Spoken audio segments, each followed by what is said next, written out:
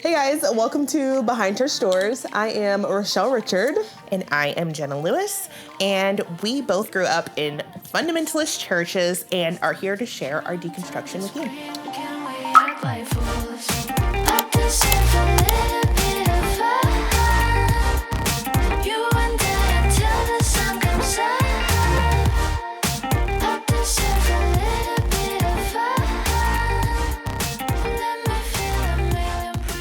So I think we kind of have to start at the beginning and say, like, how churches make money. Because I think most people, like, just automatically assume that it's, like, through tithes and offerings alone.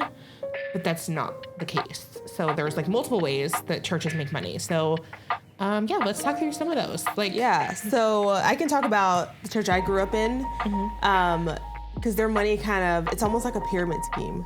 So the huge overhead, it's called the Church of God in Christ.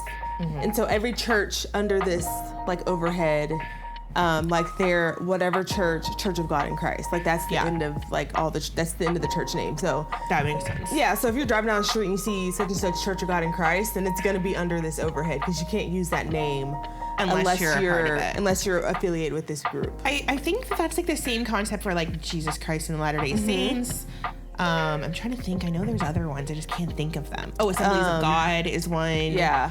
I think like to do like First Baptist, Second Baptist. I think it's similar, too. like something like that. Yeah. So this one I think it's just more. The Church of God in Christ, I think it's just more organized. It's been around for like hundreds of years. Oh wow. So, and to be a part of that, you have to pay money to that organization. To be a part of it. Yeah. So you have like yearly dues, like as a church, and then you just have to pay all this money to be under that umbrella. Is basically what I'm getting at. What do you get for those dues? Is there something you get other than the name? You get the name, and you get to be a part of this like social like club almost. So there's nothing that they're providing the church outside of. So they say they provide support. But I've seen that to not be the case. And it's actually a really big topic of conversation in the Church of God in Christ, like money, because you have to give so much money and no one knows where it goes to, but then no one questions the people that are like in a higher authority because then they won't be in with like the quote cool kids, So is Church of God in Christ, is that not nationwide? Yeah. Okay. Because I know like I'm at least kind of fringely familiar with like Southern Baptist. It's very similar, yeah. So I know kind of that just because I think I mentioned in a previous episode, like a sister church of ours was Southern Baptist.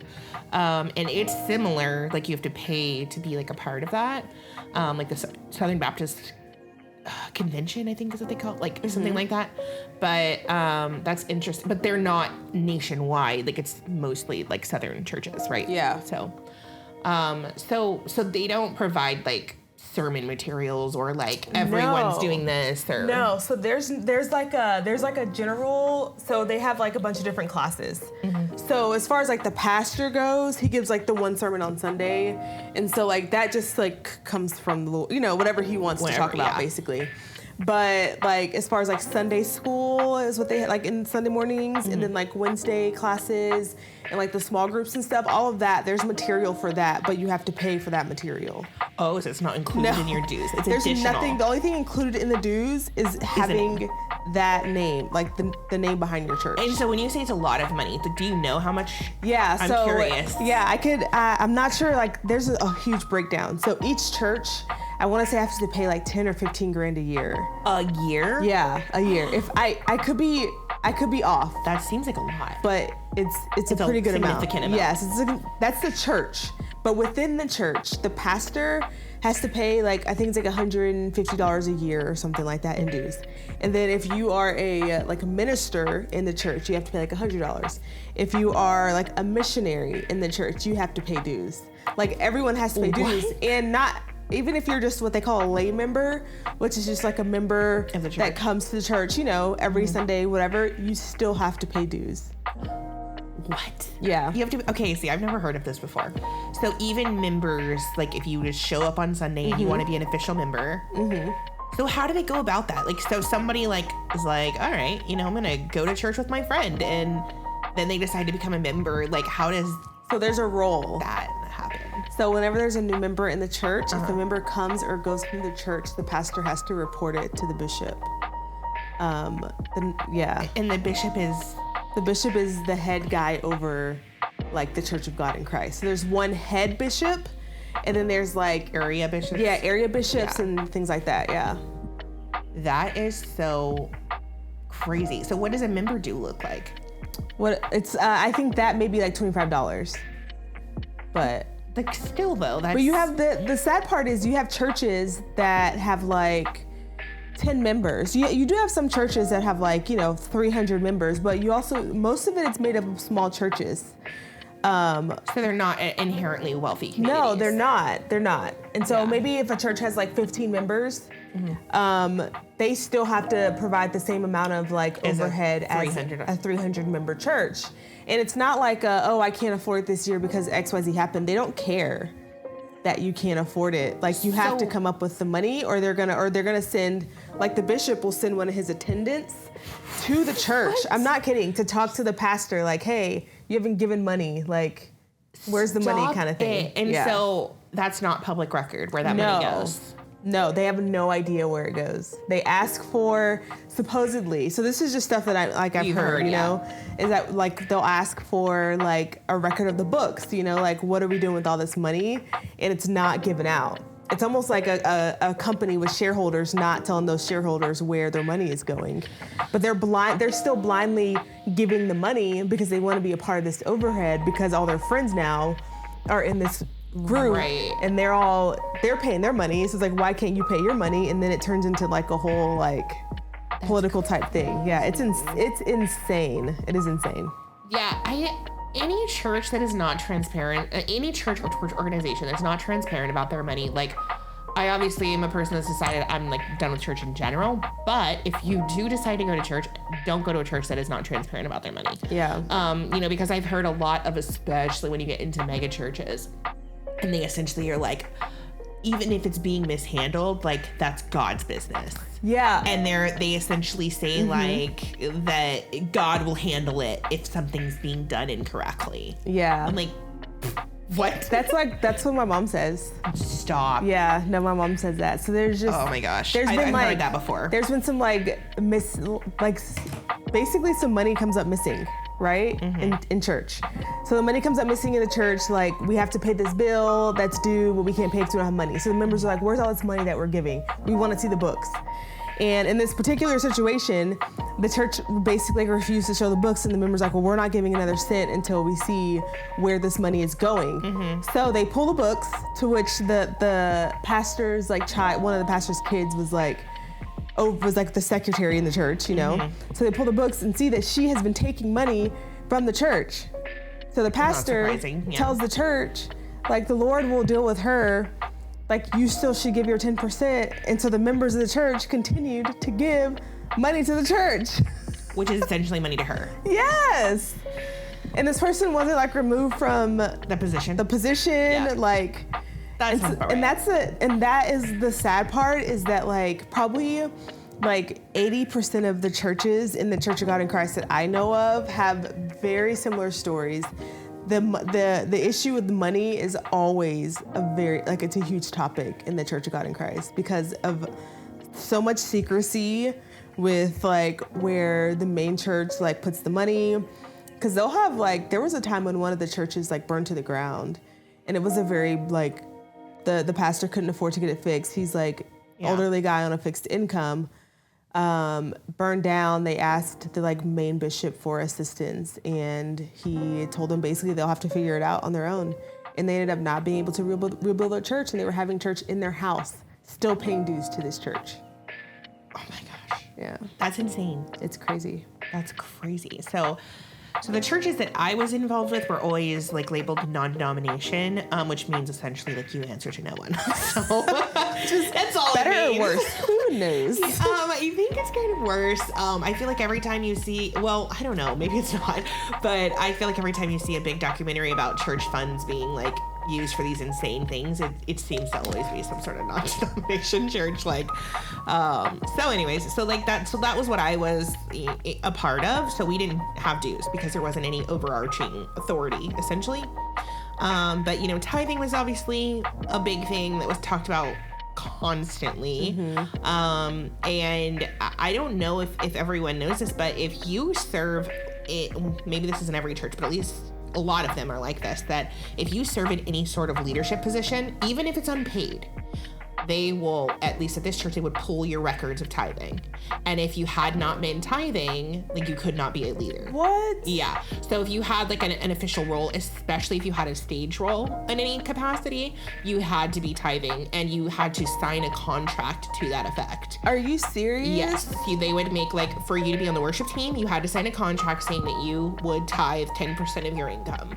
And they would check. They would check monthly and you'd get pulled from stage if you were not. What? Yeah. So that was like a thing. So that's crazy. Yeah. So even though it's not dues, it's the same thing. Kind of essentially. the same thing. Yeah. Like, you can't do your job unless you pay us money. Exactly. And it's not even a job. It's a volunteer position. I'm saying volunteers had to be tithing even if they were not paid. So that was one way, you know, they got money. And then, you know, then also like offerings, but then a big one that I think people don't realize is donations. And donations is different than tithes and offerings because businesses can do that and they use it as a write-off. And so basically anyone with a business within the church donates money from their business to the church to write it off. So that's like a big one. And then I think one I think that's important is like events. You know, people charge for these events and they like to say like, oh, the money is going to, you know, put on this event. But it's done by 100% volunteers. Like, it's, you know, it's done by, these events are done by volunteers. The food, they usually get at a discount because they're, you know, at a church and the restaurant or whatever can use it as a write-off as well. So anytime they have these banquets and stuff, like I remember like anytime the church like you and I both went to, they would do like Valentine's Day banquets or like all these things. They would do these things all of the time, right? And the childcare was volunteers, yet they would charge for childcare. Then the event was charged when most all of it was donated, including sometimes even the food was donated.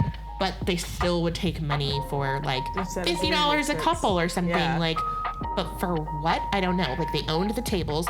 Anytime they would do like extravagant sets and things, one of the people in the church owned like an audiovisual company. They would donate it all. So they would do these really extravagant things. And I think people thought like, oh, this is where our money is going. Like, it's paying for this like really cool whatever. Yeah. But it's not. Oh, that's interesting. Yeah, because it's donated. So I don't know where that money went. And that was stuff from when I was working in the church. So I saw that and I was the one helping them get these donations. So I know the costs were extremely minimal. Definitely not like $50 or $100 a couple worth like of expenses like they would sometimes charge. So I think that's another way that they get money.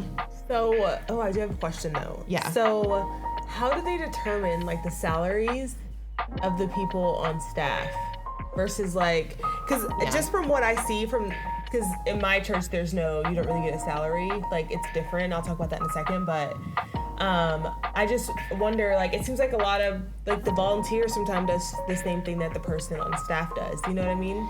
Yeah. So I can't really like intelligently speak about everyone's salary, but since I was on salary, I could at least speak about mine. So when I was graduating college, I had been on the worship team for years at that point, as a volunteer. When I was about to graduate college, I had a lot of options.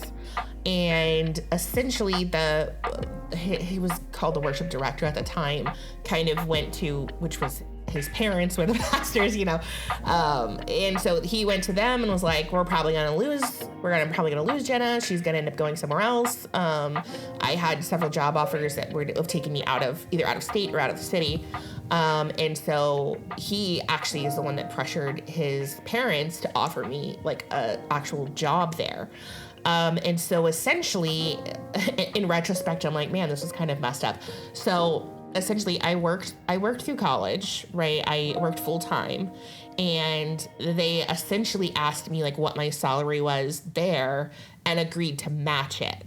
But this was before I graduated with a degree. Like my salary with this company, you know what I mean? It was before I graduated with a degree. So I was graduating with a degree and I was all excited and, you know, whatever. I was going to get paid to be, like, I thought at the time I was going to get paid to be like the worship leader there, which ended up not being the case. I was a worship leader there, but it ended up not being the case that I didn't get to focus on that. I was like, oh, I'm going to get to practice all these things. I'm going to get to write music. And I thought I was going to be able to do all of these things as it related to music.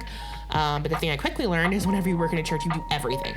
If you're on staff, especially, like you're essentially required to do everything and be everywhere at every event and help at every event. Oh, wow. And yeah, you're required to. So like, even if you didn't want to go to something, you were required to. So that was kind of like brought out of left field, but that's not the point. The whole point is all they did was replace my salary that it was. But in retrospect, I'm like, I should have been paid a lot more. Like I was graduating, like I was getting job offers that were $20,000 and $30,000 over what I was being paid at the church. Yeah. And so in retrospect, I'm like, why did I do that? But I was really excited about it at the time. So that's how they determined my salary. Which was not a great salary, but that's how they determined mine. So I don't know how they did other people's. And so I was gonna say, it seems like a lot of like the kids of the pastors like work in the church and don't have any other jobs or But I don't feel like the church is like open that much. But I guess maybe there's like behind the scenes stuff that gets done. So I will say, being on staff, and the part that's crazy is, so like when I was on staff, I was paid salary, right? But I was working bonkers amounts of hours sometimes. Like sometimes I was working 7 days a week, 10, 15 hours a day, depending, like if we had an event coming up, especially, like sometimes I was working insane amounts of hours, but I was still on salary. I didn't get paid any extra for that. And they don't count Sundays because you should be in church anyways. Are you serious? Yeah, even though that you're working. You're working, yeah. Sundays don't count as a work day. That's your worship day. So that doesn't count as a work day, which is crazy. Now, not all churches are like that, I will say. So one of my siblings still works in a church and their Sundays are counted as work days. So I do know not every church is that way, but at least the one I was in was that way. So we usually worked Sunday, I didn't really count Sunday. We usually worked Monday through Thursday, but we usually did 10-hour days at minimum. And then Wednesdays, we were literally there the entire day because we had Wednesday night services. Now that I say that, we had Tuesday night services. So I was there literally from 9 a.m. till 10 p.m. on Tuesdays and Wednesdays. And then I was also there at like 5 a.m. to usually like 1 or sometimes 2, depending on if there was something after service on Sundays. And then, so Monday and Thursdays were pretty much my only like kind of normal work day. Yeah. But then sometimes we still had to come in on Fridays. Like if we had stuff or if we had to set up something for a service, we'd have to come in on Saturdays because if practice starts at 5 a.m., when are you going to do it on a Sunday? So that sounds awful. Yeah, it was a lot, and it was a lot of work, and I just didn't really realize like how much it was going to be until I was actually in it. But you are correct that at least, like I said, for the experience that I had, I was the only non-biological person on staff, on paid staff. And that kind of almost doesn't even, I kind of chuckle at it because like our family was very close to the pastors. Like my dad was considered a pastor. He was a worship pastor. And so I was kind of raised with their family. Yeah. So like, as much as I say I wasn't biological, and I'm not, I was kind of like family, and I was still hired. Now, I will say, I was hired for a job I was qualified for. I had a degree in it. I got a degree in entertainment business, and I was hired on officially as the media director. Media director and worship leader was my official title.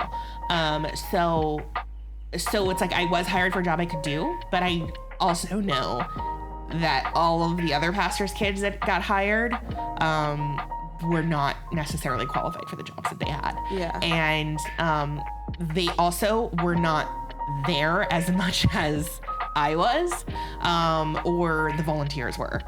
So it was kind of crazy that like the highest paid people in the church were probably there the least amount. Yeah. So which is insane. It is insane. And so anyways, so like that was my experience with it. What about yours? So you said the pastors are not paid. No, so the pastors, the pastor of the church is on a salary. Is that his only job, or is he supposed to have another job too? So most of the time in the Church of God in Christ, the pastors have another job because the salary from the church wouldn't support them. Got it. So in this situation, like the pastor was like just retired at this point. But so they make money like that. Sometimes when they'll take up a love offering. So each Sunday is like several different days, like a Women's Day, which when you take up offering on Women's Day, it goes to whoever the speaker was. So you get paid to be like a guest speaker at someone's church. Okay. If they have like a special program or something, or if you're like a visiting pastor that's speaking at someone else's church, you're supposed to pay them. But let me tell you how they determine how much they're going to pay them. And I'm not kidding when I say It's not just love offering thing. No, it's not like a give whatever you can give type thing. They say that, but then...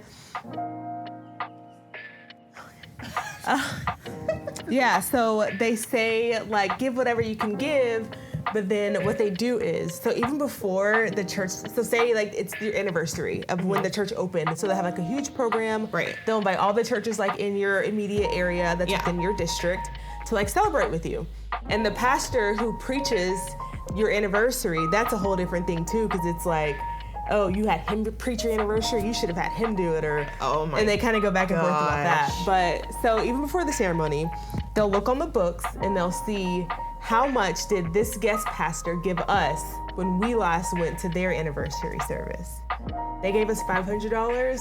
Okay, well, no matter how much of an offering we get, we're gonna at least try to get $505 so we can give him more money than he gave us.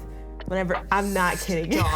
I am not kidding you. So to what end? Like, eventually everybody's at like $1 billion if we're always... I'm not kidding. That's literally what they do. Oh it's my like, God. oh, well, he paid us, they took up an offering and paid us $300, and we'll make sure we'll give him $320 or $305, you know? Oh my gosh. So that's how the pastors get paid doing stuff like that. If you can But it's pay not them, a set amount. No, it's not a set amount. Okay. It just, just depends on what you get. So essentially, you should always make sure you pay them really well so that you get paid really well. That's how you should think about it, but they think of it as, I'm not going to pay them a lot because they didn't pay me a lot. But you should think about it, if I pay you more, you'll pay me more, but that's just like someone's gonna have to step up and be the person to pay more, They're not gonna do that. It's like always $1 more. Yeah, seriously, that's literally how they do it. 506. Yeah. And if you like play the piano, maybe like if someone's having an anniversary service, they'll call you to play the piano, and then they'll pay you like $80 for that. So just like doing little things like that for special occasions is kind of how they get money. But for the most part, all the pastors have another job. Like there's no one on payroll in the church that only does that. That's I don't know anyone. That's very uncommon. And that's very common in non-denominational. Yeah, I've noticed that. That's that they interesting. have full staffs that do nothing but church work. Now, and I know you said like, how is there enough work? So like stuff we would do just like for like scope of work, I guess, if you will, like we would, prep for the services. We would do like visuals for the services. Like we would do like any videos or PowerPoints or anything like that. We would prep all of the materials for the worship part, like getting all of like the words loaded into the systems and like the different backgrounds. So like the church we were a part of was like, even though they were a small church, they were very like technology forward, I guess, if you will. Because they wanted to look like a big church, even though they weren't. Like, which is kind of weird, because if you're at a small church, like people want small church vibes, you know? So I don't know. It was weird. So like we had all of those things we would do during the week, but then we would also do like stuff for the bulletins, and then I like managed the website and I managed the socials, and then we would do like, we prep stuff for like small groups, and we would search for like, we'd do like the curriculums, and then we would do just like, there was just so much little stuff like all the time. We would like plan the camps and events and the prayer groups and all of the things. So there was stuff happening every day of the week, pretty much, at the church. So, but there were all like 10 people here and 10 people there and 10 people here. And then there's this, prayer group, and then there's this men's breakfast. So it's like we were constantly prepping or scheduling or setting up for all of those things. So yeah, that's like what we did. Okay, I do have a question. Since you were like on the worship team. Yeah. Like, did they ever say like, we're gonna do this song at offering time to like set the mood? Like right before offering to set the mood? Yeah, of course. Did they really? Yeah, we planned out the offering song every time, and it was never some like upbeat, like, ooh, song. It was always some like melodramatic, like emotional song. That's so crazy, because it wasn't until I like watched that documentary that it was like saying how they like turn the lights, make sure the lights are down low, and they get you like all in your emotions, and like that's when they take money from you. Yeah, that's exactly what we did.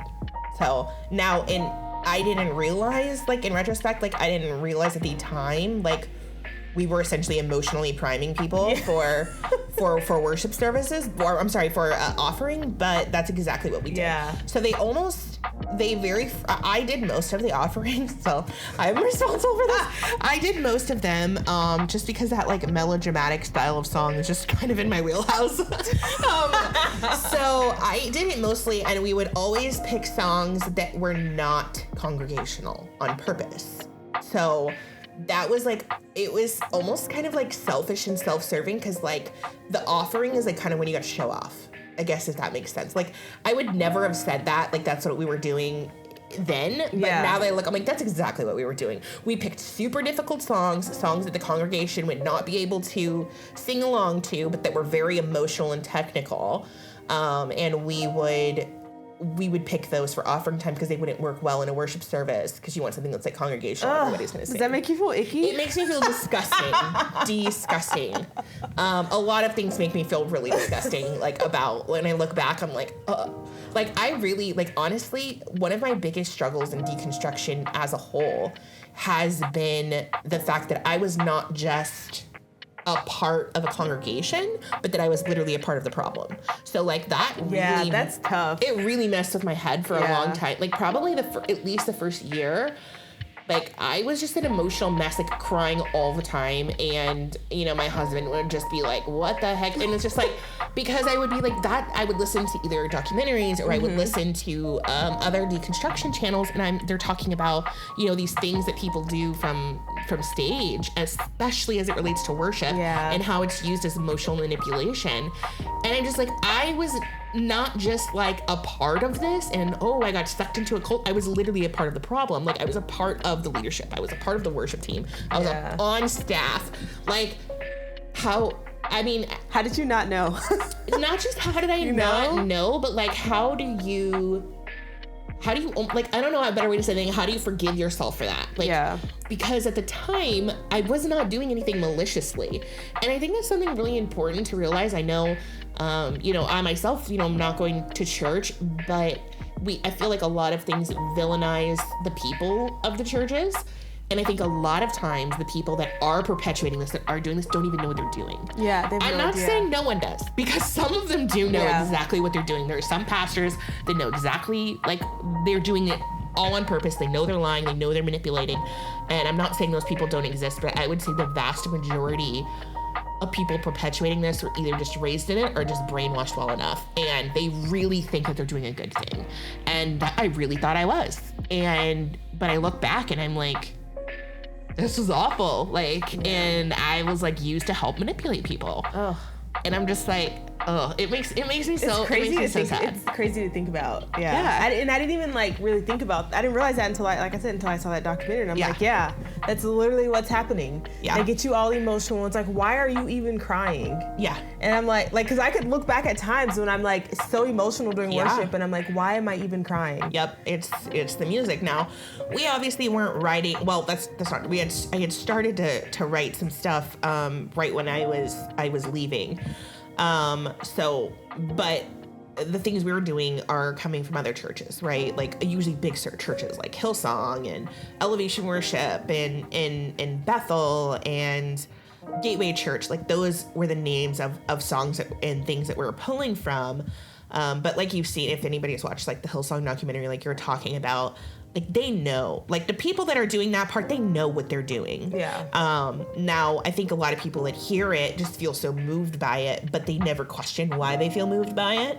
But a lot of it just has to do with emotional manipulation of chord progressions. I mean, songs can make you feel something, off of just music, right? Like, think about, you know, how many times that you can just like totally get behind a song in the car and you're just like, you know what I mean? Like, you can jam something out and it can make you excited and it can make you happy and be like, yeah, I'm a bad bitch. And then you can also being like, why do they break my heart? Like, Yeah. you know, like, Yeah. you know, you can go both directions with it. So it's definitely a manipulation tactic. I know offerings in our church, I'm not sure how it's done in yours, but did they pass like a physical plate? So it kind of depends. If it's like a smaller service, then somebody will just walk around and just like have you do it. But they do it in front of everybody, is what I'm saying. Oh yeah. That's a whole different thing too, because like if they're trying to get to a certain amount, they'll count the money. Like they'll have everybody give their money, they'll count the money right then. In front of everybody? Yeah, like right there. Like, so there'll be like a song going, and they'll have the song going the entire time to kind of keep the service going, I guess. But they'll count the money at the front of the church. And if they don't have enough money, the pastor will get up or whoever will get up and be like, hey, we're short $200 from what we want to make. We need the money. What? That's basically what happens. But this is the crazy part, is that when you go to these other churches, which it's probably like three Sundays out of the month, sometimes you're going to other churches. Sometimes they have other Saturday services. So it's not just like once a month you're going. Like you have to give an offering at your church. And then also when you go to these other churches, you're giving money there too. So they take up a per church offering. So each church has to present a full offering. And then each person has to then turn back around and like give an offering in the main offering as well. So then they take an account of all the. Oh my gosh. Yeah, the pastors, so much money. like the pastors tell, like, say they're at my grandpa's church, right? Each pastor tells my grandpa how much money they've given. So my grandpa stands up in front of everyone and they read the church name and the amount that they've given. No. I'm not kidding. I'm not kidding. And then, so everybody knows how much the next person is giving, and so... That's so public shaming. Yeah, that's exactly what they're doing. So walk me through in Pentecostal churches, what does the offering time look like? So when is it in the service? Like, it's how does right it work? before the pastor speaks.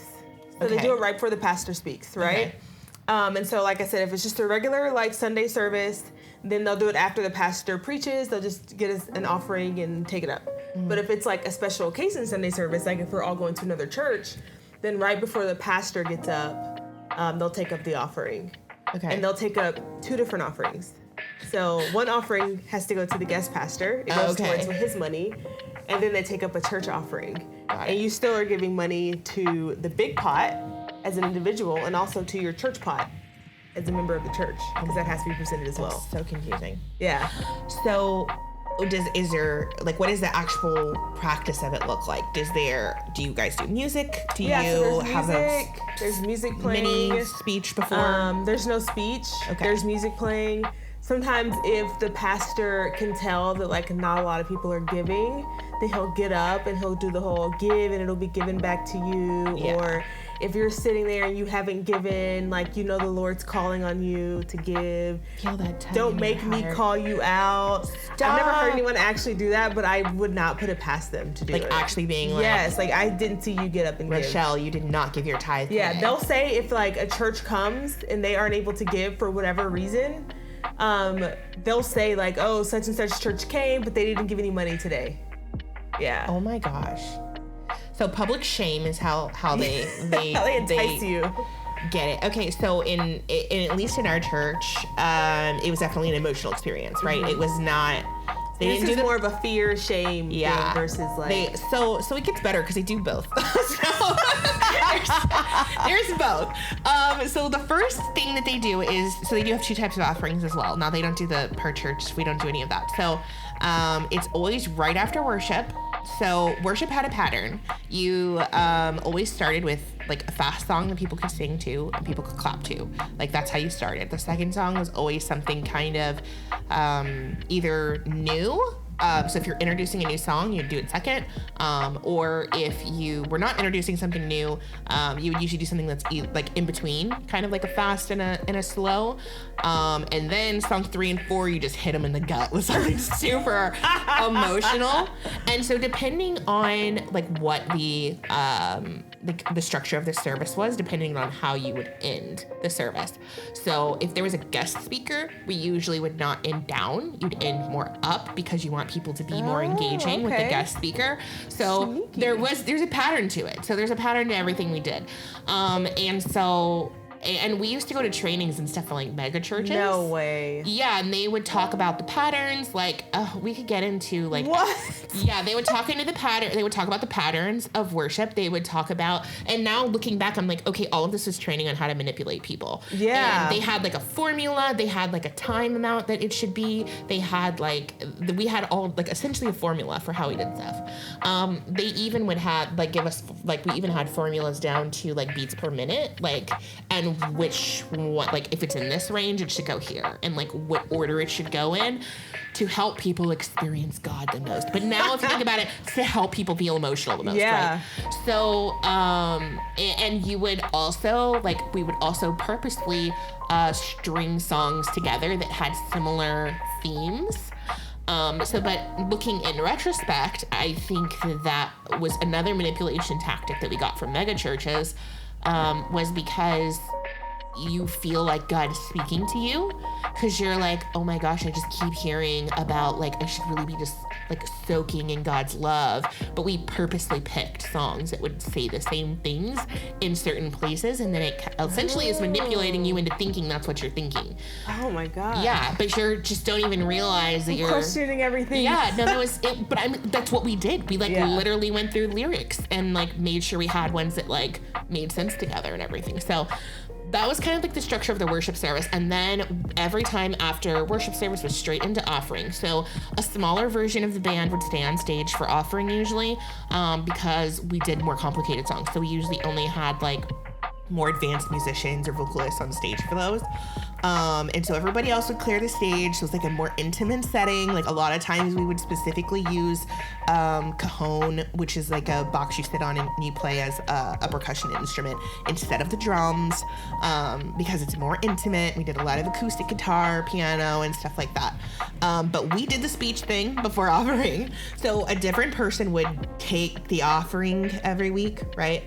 So this was typically somebody that was either on staff or an elder, and so, or a pastor, like pastors are considered staff, right? So it was typically one of them, and they would essentially give like a 5-minute speech that was also meant to be like an emotional calling of why you should give an offering and why we're called to give an offering. And you always ended it with the prayer. And then as soon as the prayer ended, that's when like the buckets got passed, right, down every aisle. And then the band did their song as you were actually physically giving. Yeah. So that was like our structure of it. And what's funny, not funny, but when I worked at the church, we were talking about going to like multiple services, and we were talking about where to shave time. And because you have to clear out people, reset, and everything like that. And I said, why can't we just put offering boxes in the back of the church? Like, why can't they just give it on their way out, give it on their way in? Like, we could save, a good 10, 15 minutes of time if we just cut out offering. And essentially I was told no, like that's not an option, that if it's in the back of a church, like people, it's like out of sight, out of mind. And so then they'll forget, and we don't want to keep people from their blessings. Oh gosh. Yeah. So like, that's what I was told when that was my suggestion, was to put the offering in the back. I was like, there, save 15 minutes. There's no way. Yeah. So, that's what we were told. And now that we're in like a more digital age, so like I haven't worked in the church for, obviously like it wasn't that long ago, but like reoccurring payments and stuff like that weren't as big as they are now. Like digital pay is like a big thing being pushed in churches now. And churches are really pushing set it and forget it, like auto pay your tithes. That's like a big push right now.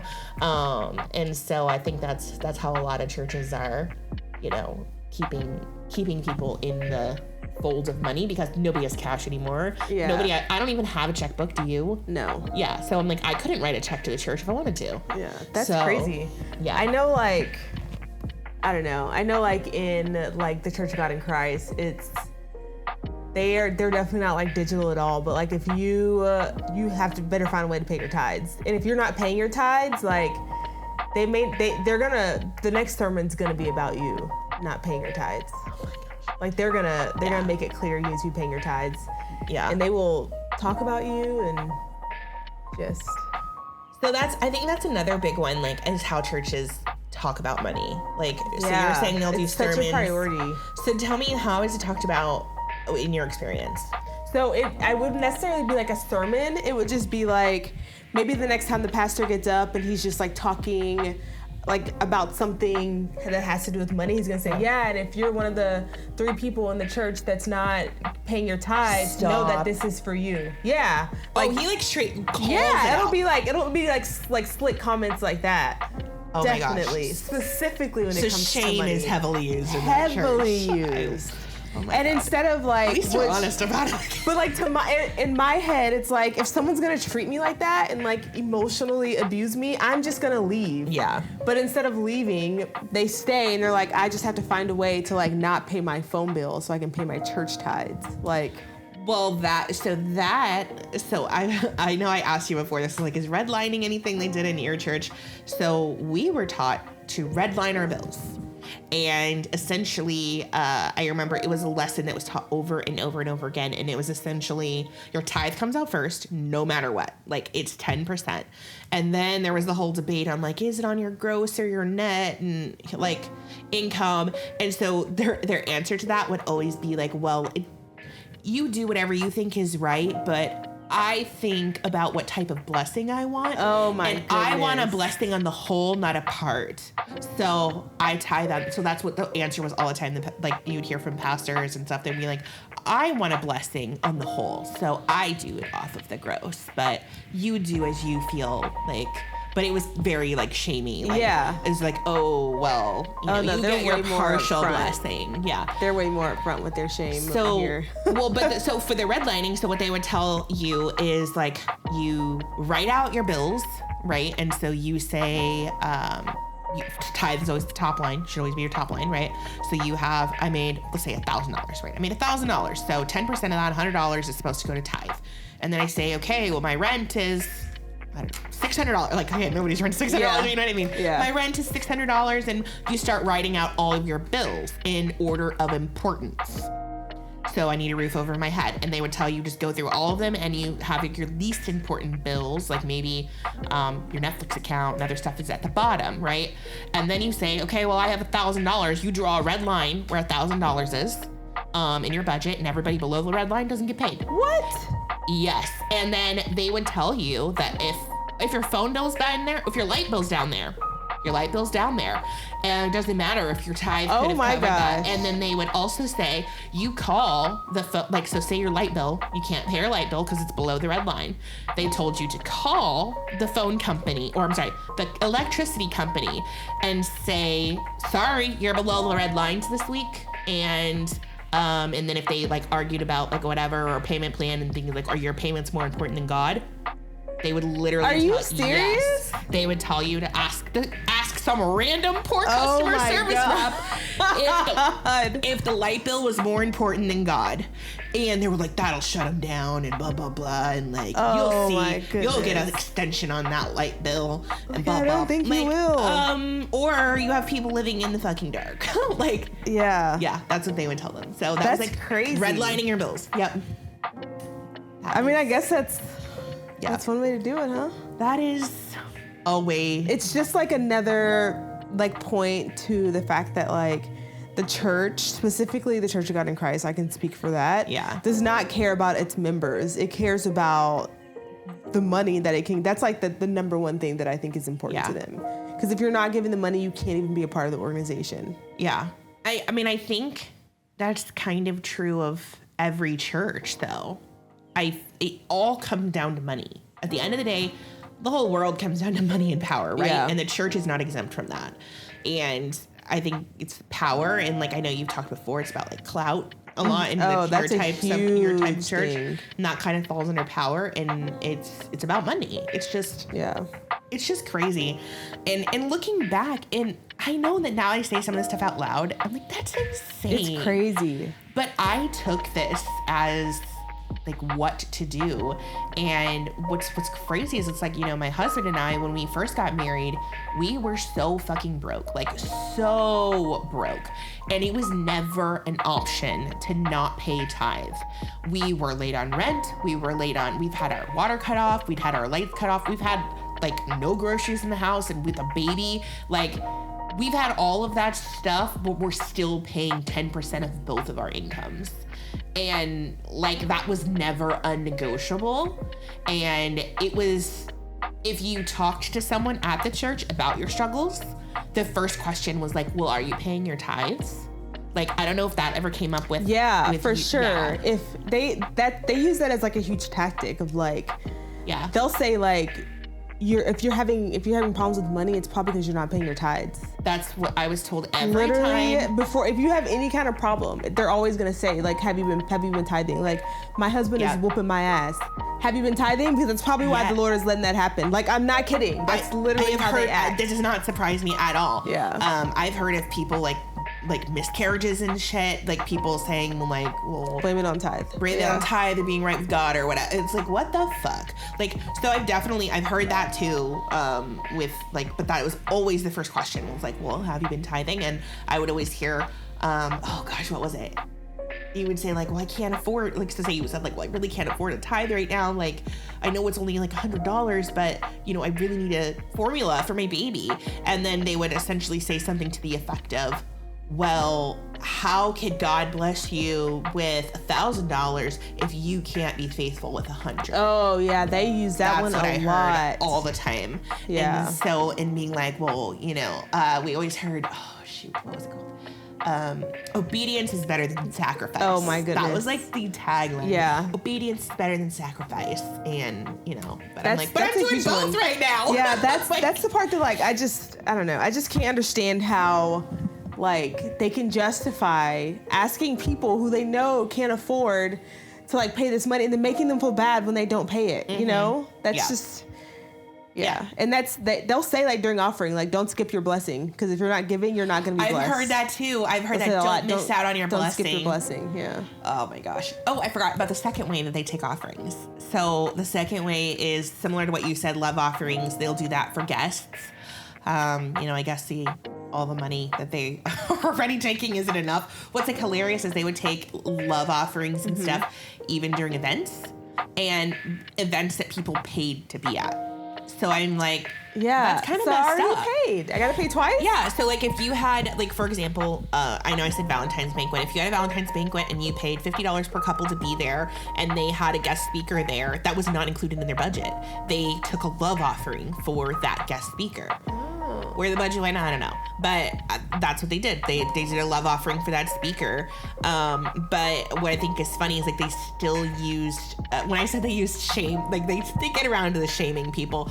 Because for love offerings, that was not something that was passed around. You had to walk to the front of the church. Oh my goodness. There was always a bucket. They would have two little children always come and hold the bucket. They'd be like, what, kids? And it was like this like whole thing that they would say like, kids, tap your parents and tell them like, you don't want to miss out on your blessing. Like they would, because it's always when the kids were in the service. And so they would specifically enlist the kids to ask their parents for money. And well, because like the kids don't really understand any of this, right? So it is kind of public shaming. One, because if you don't walk up to the front, everybody knows you didn't give money. When like all the church is up, it's obvious who's not giving money. Yeah. But then the second part is if like you have your kid with you and you're like, no, we're not giving money to this. Your kid starts asking other people around them because they and then it embarrasses you. Yeah. Like, hey, mister, can I have $1? Like, can I have $1? I want to go and give. And they always do it to like a super upbeat song, and they have the whole band up there, and so it's like this loud like thing, and so it's like very obvious, and so that's where I'm like they work in the public shaming. That is crazy. Yeah, and they use the kids too to specifically do that. And then they would also do what they called harvest offerings the same way. So they have love offerings, they had harvest offerings, and then just regular offering. And harvest offerings were usually done at the first of the month, and always when the kids were in the service, and always like because the first of every month in our church, like the kids joined, and it was only done on the Sundays that the kids were there, because they would bug their parents for money. Yeah, that's insane. Yeah, super crazy. So, I mean, oh my gosh, I feel like we've covered so much already. Yeah, no, I feel like that's probably... Yeah, that's a lot. We probably could just, pause here. Yeah. I feel like we still need to talk about abuse of funds. I don't think we have time on this one to talk about it. We should definitely like loop that one in when Penny's back. Yeah. So like one of my sisters wants to come because she actually worked at several different churches, and she did accounting for one of them, and so she's like, I have so much tea on like financial abuse in the church. So that's definitely something that we can talk about. But this was a lot for this one, but yeah. I feel like so much stuff started coming back, and like even still, like when I look back, I'm like, God, I cannot believe that like here I was like paying dues and like helping my parents like get money together to send up to, you know, the head of the church and just stuff like that. And I don't know. It's just so crazy. It's sad. It's the sad part for me is that like I still have so much of my family and so many people that I grew up with that are still so deep into this. While everyone complains about like, where does the money go? Where do they use the money for? What do I have to pay? They still continue to send it.